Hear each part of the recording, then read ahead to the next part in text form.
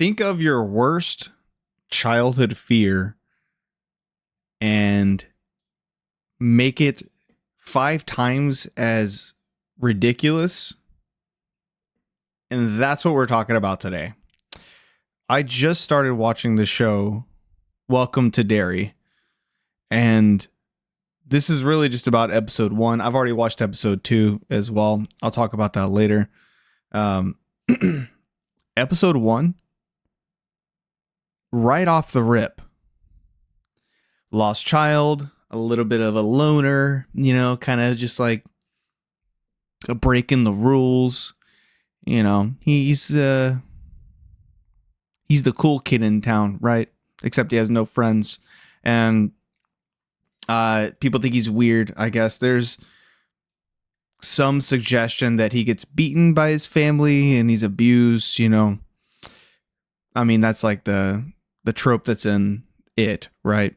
These troubled children or children who have troubles get manipulated and used. But I gotta say, right off the rip, this show hits you with the psychological torment, like immediately. I wasn't sure how I was gonna feel about it because like It 1 was pretty creepy, It 2 is creepy as well, but I didn't think that they were like insanely scary. But I will say this show already starting off pretty wild. I mean, I caught myself just being sucked in, watching what was happening on screen and realizing that I didn't have like any thought going on while the ridiculousness was happening, like while the torment was happening. It was more, I realized that I was watching what was happening in just like utter disbelief. Like I couldn't look away, it was one of those, which that's a good thing in case you were wondering. That's a really good thing for like any kind of movie, but really a psychological horror like this. I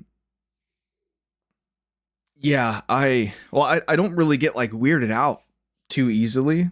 And I mean, in the first 15 minutes of the episode, I was like, oh shit, this is where we're going. Okay. This might be something that we watch. All right. Yeah. I say we because I refer to the many, many voices that are in my head and collectively use the term we so that it's a united agreement, in case you were wondering. So that's where that is. That's what that is. Anyway, I'm going to talk about spoilers now just for I'm going to talk about it. Okay. So if you want to go watch the first episode, go watch the first episode and drop a comment and let me know what you think. Come back and then finish this. So pin this, save this, whatever you got to do. Come back and then let's talk about it because, yeah, a lady gives birth in the car to a winged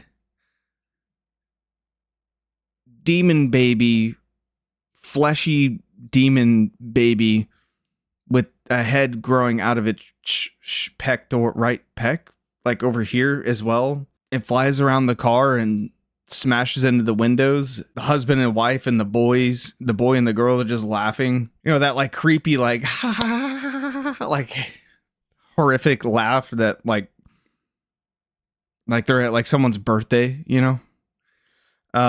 It's very disturbing. This boy runs away and he's trying to leave town. Yeah, he's running away, trying to get out of Derry. He's like, I want to leave this place. I'm out of here. He's hitchhiking. This family pulls over and they're like, hey,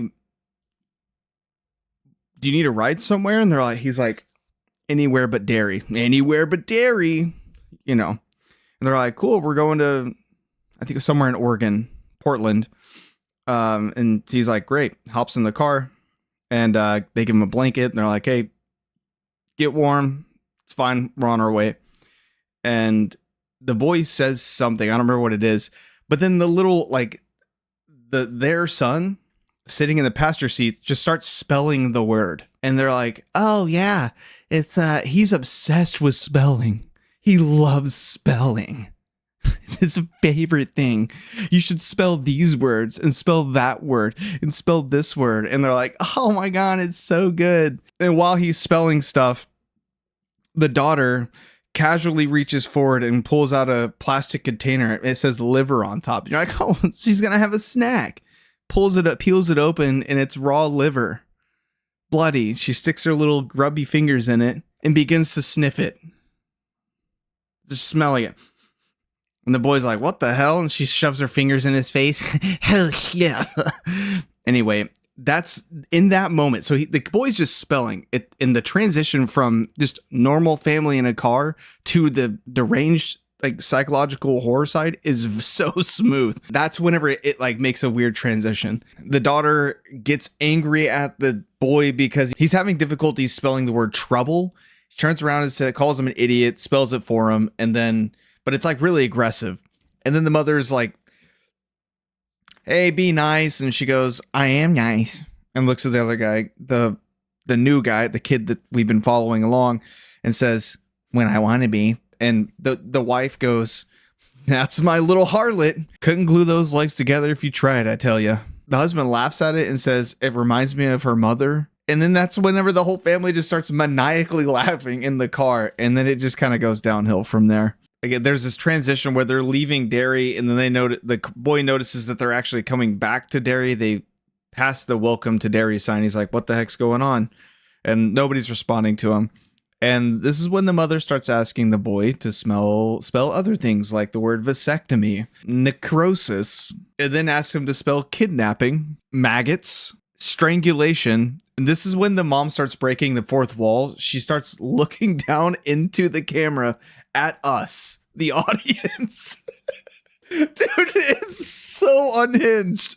I loved it. Every moment about it, I was like, oh my God, I was locked in. And that's when the kid starts panicking. He says, let me out. And then the boy goes, out. O-U-T. O-U-T. Let me out. O-U-T. After a few seconds of this, the boy freaks out and he's like, I'm taking over. He tries to grab the steering wheel, turn the car, and they get into like a tussle and, he pushes him to the back seat. And when he does that, the boy accidentally hits the mom's stomach. And that's when she says, oh, I think it needs to get O-U-T. And then they start all chanting O-U-T, get out, get out. And then we have a birth scene. And it is the most fucked up thing, that I've seen in a long time. She gives birth to a demon. Dude. You have to just go. You're going to have to watch it. If you haven't already. If you've already watched it, please let me know what you thought about it, because to me, I don't know, it messed with my head for sure. I mean, it was great. It was fun to watch, But dude, I found myself just sucked in. But anyway, besides for that part, it transitions on to other kids in the area. There's a family that's moving into town. The guy's a major in the Air Force. He shows up with his buddy that I guess they used to fly bombers with. And they walk into a hangar, and, people are supposed to salute whenever officers walk in. All these guys line up. They go to salute, and there's one guy. He doesn't salute, doesn't look him in the eyes. He's a black officer, right? He walks up to him, says something, and there's they create this tension between this guy and maybe some other people, in South Carolina, oh, this might be a racially charged thing as well, which would make sense given the time, and you might be thinking oh, of course it's about race. No, that's not. It's not out of place. It's not over the top, it's very fitting for the time frame, the scenery of Derry.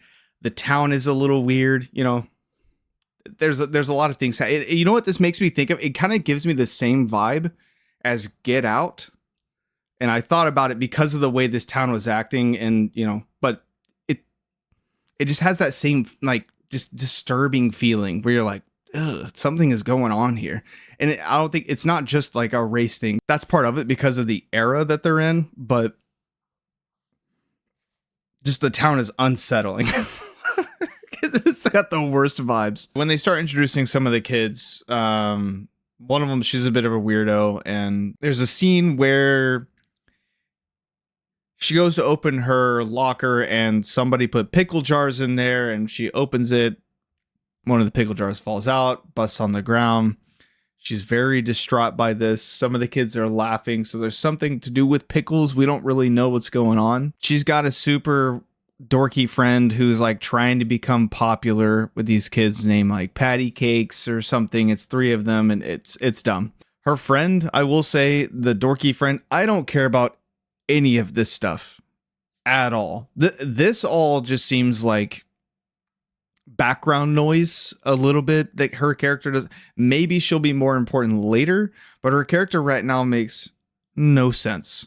I don't really see a purpose in really showing much of this, and I think they show a little too much of it. But again, maybe there's something later that we don't know about yet. Right after her, it introduces 2 other boys that are the main characters for this episode, and they're, you know, kind of nerdy, smart. They read comics and they're writing their own comic, right? So that's just kind of the outline, you know, and they've got their own families and their own drama, but they don't go too much into their drama at all. There's not much going on. There's one scene with one of the kids. He's Jewish.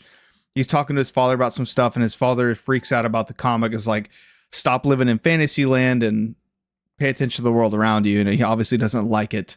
This is where it gets weird again. So this whole time it's been overall kind of normal. There's been the very beginning, besides for that, has been the creepy drain thing, but nothing too intense. I'm not going to talk about the details of the conversation, but essentially his father mentions that they're Jewish, their heritage, they've escaped this facility out of Germany where they had lampshades made of people's faces, right?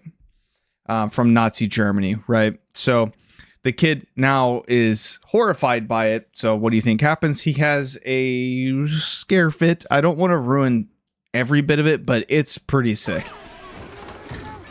It's a crazy good scene. I don't want to spoil the whole thing because it's really good, but basically he gets horrified by a lampshade made of faces of skin, and it freaks me out too, honestly. Anyway, so going back to the officer, the major, he gets attacked in the middle of the night, and he asks about information, saying that they're Russian, and he has to fight them off, and they're like, if you give up information, we'll leave you alive. And he says, you're gonna have to kill me. I wasn't sure the significance of this. Now I've seen episode 2, so I understand what it is now, but they do get attacked. And it is assumed that the racist guy from earlier did attack him. And there's a whole conversation about that, and some stuff goes down. Then episode 2, they talk about it a lot more. But at this point, there's about, I don't know, 8 minutes left in the episode. And this is where we get to the most horrific scene of all. That girl... So when she heard the kid talking through the drain, she decided that, hey, we need to go, ask them, like, what, have you heard this song before or whatever? Turns out the movie at the beginning that he was sneaking in to go see there's a song from that he was singing to, like, that she heard through the drain. So they decide to go to the movie theater. They talk to the projectionist's daughter, and she puts on the movie for them. They start watching it. During one of the scenes, guess who's on the screen? The boy who went missing, holding what looks like a baby in a blanket. They start freaking out, and then he slightly turns evil, and we get our first very quick, very small snippet of Pennywise. We don't see Pennywise, but the boy's face transitions from being the kid to the smile, or he's like looking up like this. The mouth transitions to the smile, and I was like, oh! And then boom, that baby demon thing comes bursting through the screen, and it is huge now. It's bigger than a regular sized person. It flies around the room like all janky, but it's eating them. It kills everybody. Literally it kills the boy we got introduced to. Both of them. It kills one of the boy's little sisters who had nothing to do with any of this. Gets eaten alive right in front. Oh my God, right in front of us. And it is disgusting and bloody and horrific. And this is the last 8 minutes, dude. So everybody we got introduced to in the first episode, as a character, almost is, or I guess 3 of the boys out of the 5 already dead, just gone, and it's horrific too. And then boom, it ends. Holy incredible! But yeah. I don't like spoiling too much. If you're here now, you've probably seen it. I want to know what you guys think too. I thought it was amazing, the first episode, and I can't wait to talk about the second. So that'll be a different video. I think I'm going to give episode 1. I think I'm going to give it a 10. 10 out of 10. That's a read rating. Chicken sandwich. 10 chicken sandwiches out of 10. Okay? 10 sandwiches. All right. Get the fuck out of here. See you tomorrow.